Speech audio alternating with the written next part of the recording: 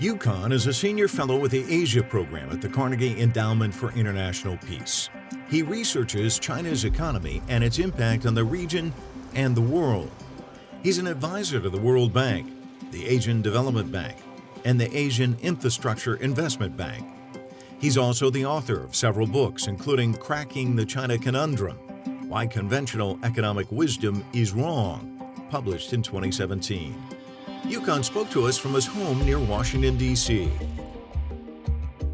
Yukon, let's talk a little bit about U.S. and China. You wrote that neither great power is meeting the world's needs right now. Explain what you mean by that. Well, today, the international economic order, the political order, is under stress.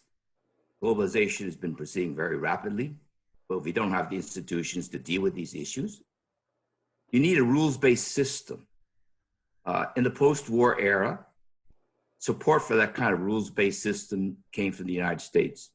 It created international agencies. It put great weight on the UN system. IMF, World Bank was created, WTO, WHO, and this functioned reasonably well. But in recent years, America's backed away from its support for what I would call globalization and the international order. So America has basically weakened the operations of NATO, the Security Council, international agencies, and we don't have anything to substitute for this. And we have other powers. China's rising, but China's not quite there yet in its ability to deal with these issues. So we are in a vacuum.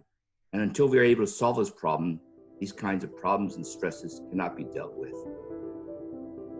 In an article he wrote in April of 2020, Yukon said the pandemic reveals the need for greater global cooperation to stave off further economic catastrophe. The World Trade Organization forecasts global trade in 2020 to fall by as much as 1/3, with a rebound in 2021 if countries work together.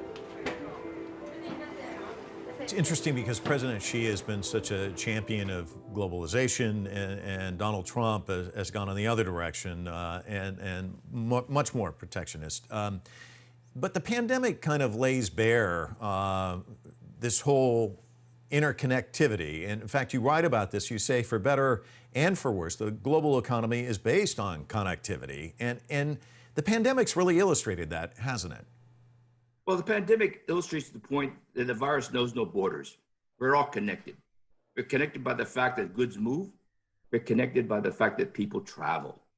And you can't stop that process. That will continue. We don't want a world in which people are isolated, countries have no economic or political relations with each other. That would be the end of progress per se. Ideas, technology flow. You need that. If you don't have this, the world cannot prosper, cannot grow. So the question is, how do you deal with these kinds of risks? In this particular case, a pandemic. And the answer, of course, is you have to basically share the ideas in terms of vaccinations, management processes. And then you have what I would call a tremendous concern about the availability of medical products. No country has the stock of ventilators, masks, medical equipment to deal with a pandemic of this size. So then the issue becomes, who can produce this? And you have a reality that a lot of this was being produced in Asia, in China. For example, a majority of the gloves that are being used in hospitals is produced in one country, in Malaysia. And then countries therefore find that there's shortages and there's a panic going on. This cannot be easily solved. Some people think it's a problem with supply chains, but the fact is, nobody is able to produce this volume so quickly, and you cannot move it so easily when transport links are broken. So this is an issue that has to be addressed in the future. Now, one way that you can address it, you have to create what I call inventories of essential supplies needed for pandemics. In the US, for example, there is such an inventory, but it was run down by previous pandemics, and it was never replenished. So when the virus hit America, there was practically no huge supply of stocks anywhere in the country to deal with the consequences. And then you have to maintain these stocks. And ventilators, for example, have to be serviced. You can't just produce tens of thousands of these and leave them alone. So you have a problem. And then the question is, how do you make sure that globally these supplies can be handled, they can be transported, they're made available? And these are issues we've never had to face before. And these issues, I think, have to be addressed for the future. It's not just the flow of goods that matters, it's also the flow of ideas, especially when it comes to finding a vaccine.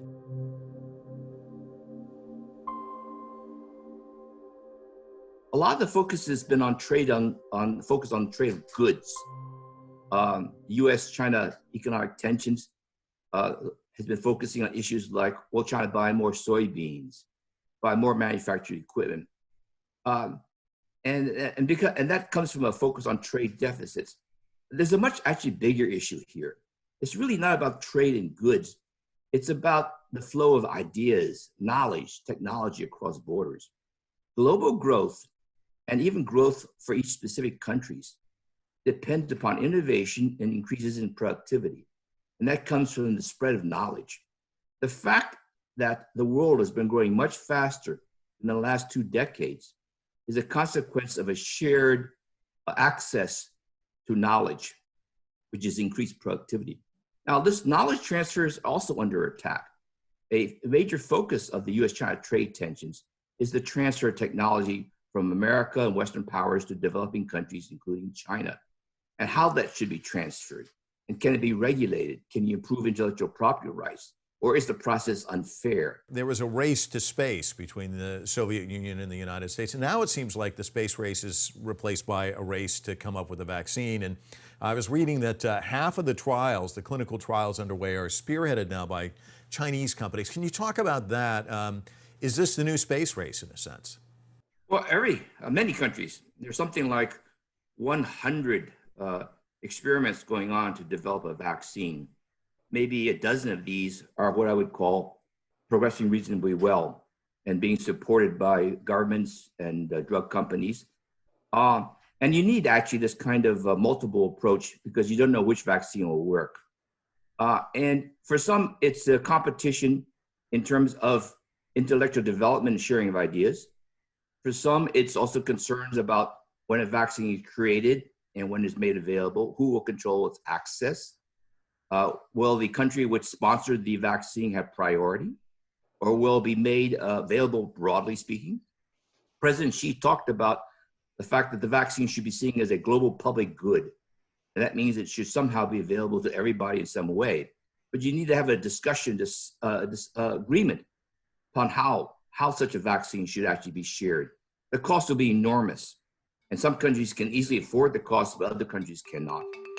We will be today terminating our relationship with the World Health Organization and redirecting those funds to other worldwide and deserving urgent global public health needs. In May 2020, U.S. President Donald Trump said the United States would sever all its ties with the World Health Organization and stop annual payments of about $450 million a year to the international body. Some health experts said the move would hurt global efforts in policymaking and health research, especially in the wake of a pandemic. One of the things you also mentioned is these international-based agencies. WHO, of course, comes to mind because it's been front and center of late. President Xi just pledged $2 billion. Trump is going in the other direction, sending off this letter that we just saw recently saying that the U.S. may permanently yank funding of the World Health Organization. Talk to us how that fits into your conversation you were just talking about. Well, whether you have the pandemic, which is a major issue which affects all countries, you have to have some kind of a global institution, agency to deal with this. And the WHO is the logical institution to deal with this issue. But WHO, doesn't have all the powers to deal with the pandemic. And that includes investigation of the origins, how it's been managed, availability of vaccines, the trade in essential medical protective products, sharing of ideas. You need somebody to help on this, and logically, WHO should be doing this. But instead, the US is basically pulling out financing resources. It's weakened the institution rather than going the other direction, which is to strengthen its role. So President Xi's speech at the recent WHO assembly meeting was to express support for WHO to play a major role, and China pledged $2 billion over the coming years to support this effort. I think there was a universal agreement, for example, that vaccines, when they're developed, should somehow be made available to everyone on an equal basis. And you have a problem. because many poor countries can't afford this. So you need some kind of a system, a means for addressing these issues. And the big question will be, do we go back to support for what I call a more connected world, a more globalized trade relationships, or do we still allow some of these protectionist policies to flourish and continue? I think this is a very big political issue. It's I think a major issue that will be addressed in the U.S. elections.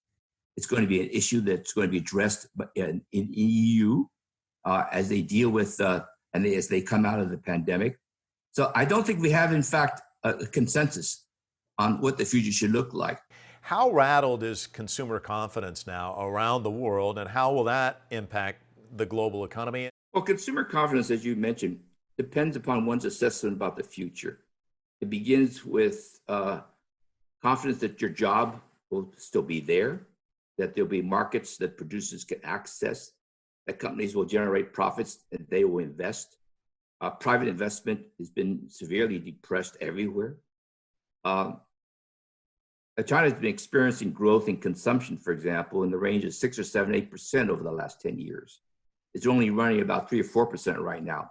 Unless you can rebuild that confidence, you can't grow at the rates that China would aspire to. Consumer confidence has also driven what I call recovery in the West until the pandemic hit.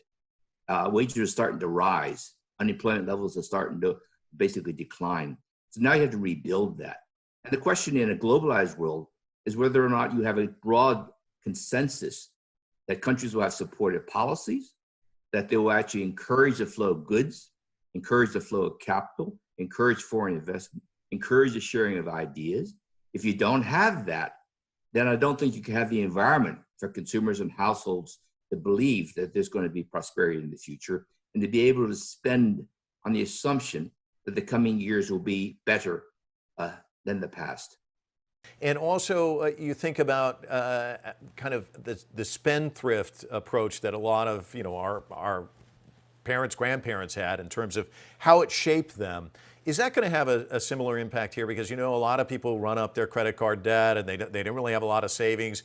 Are they going to take a step back now? And what does that do in terms of how does that impact the economy?